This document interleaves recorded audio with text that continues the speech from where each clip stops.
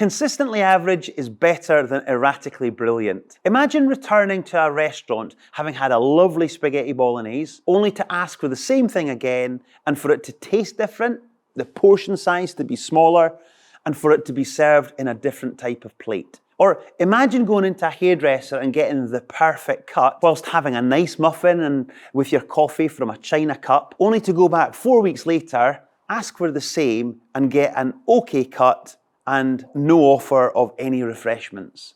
As a customer, we make choices. And based on those choices, we expect different outcomes.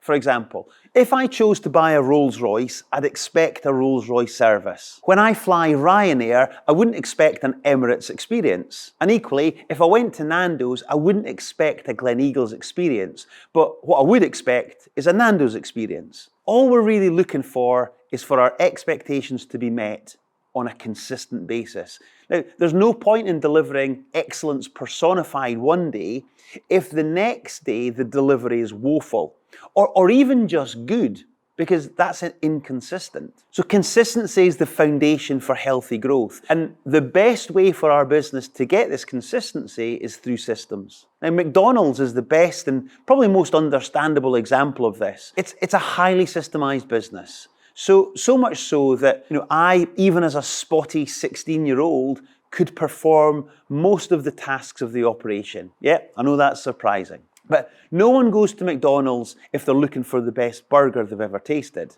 that a fair comment? But whether I go to my local Golden Arches here in Edinburgh or the one in Exeter, I'd expect a Big Mac to taste and be presented the same. I'd expect the ambience of the restaurant to be the same. And I'd be confident that if I went again to either of those two stores within the next 6 months, I'd get the same experience. And I'd be happy with that because my expectations would have been consistently met. So what feedback are you getting from your customers? What are the areas that might be letting people down? And what systems might be lacking that, when written and trained, will help resolve the error?